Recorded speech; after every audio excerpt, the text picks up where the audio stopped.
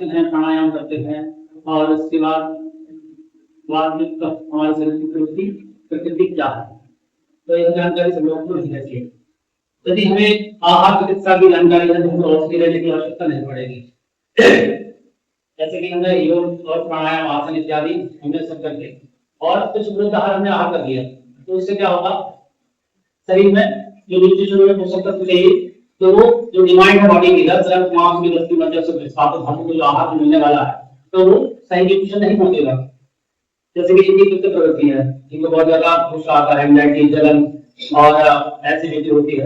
और इस मात्रा में हम लोग को टाइम ब्लीडिंग वगैरह होती है, जो पाइल्स है तो ब्लीडिंग वाला पाइल्स जो है मोशन जाने का ब्लीडिंग होती है। तो इस तरह से यदि हम गरम मसाले या काली मिर्च और गरम जो भी रेसिपी आहार करके बना सकते हैं तो और ज्यादा हमें उससे नुकसान होगा, फायदा नहीं होगा, है ना।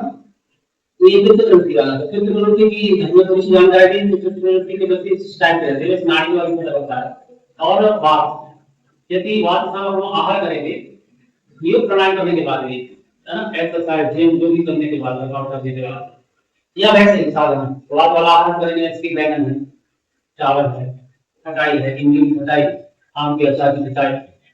बहुत ज्यादा स्पाइसी हम जो आहार करेंगे उससे वात बढ़ेगा। वात मतलब वायु का विकार बढ़ेगा। वात बढ़ने के कारण बॉडी में कहीं भी पेन होता है, दर्द होता है, ज्वाइंट पेन हो, है ना, मस्कुलर पेन हो, वेरिकोज पेन, सर्वाइकल पेन, या किसी कान में दर्द, हाथ में दर्द, माइग्रेन वगैरह जितना भी है वो पूरा वात के कारण ही बॉडी पेन करती है। और अन्य प्रकार की बात करते हैं कफ प्रवृत्ति और सर्दी, जुकाम, एलर्जी ऐसी आदि समस्या होती है और लंग्स वीक होते हैं, लेस ऑक्सीजन सप्लाई के कारण ऑक्सीजन की सांसें लेना, या आप प्राणायाम कर रहे हैं तो हॉस्पिटल में हम ब्रीथिंग कर रहे हैं, लंबी गहरी सांसें ले रहे हैं हॉस्पिटल प्राणायाम द्वारा, क्योंकि आप आसन बना रहे हैं उसमें आप जो है कुछ देर तक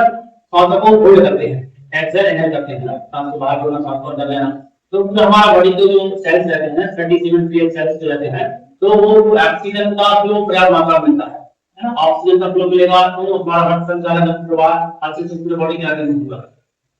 तो कफ प्रवृत्ति वाला व्यक्ति यदि आहार करता है तो कफों के कारण जैसे फ्रीज वाले आइटम, आइसक्रीम वगैरह है या दूध, दही, छाछ, मक्खा आदि यदि ले जाए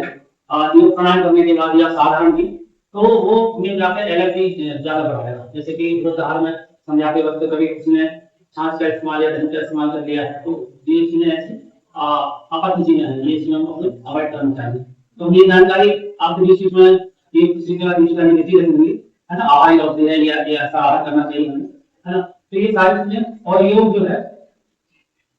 डिस्कंटिन्यू करने की चीज नहीं है।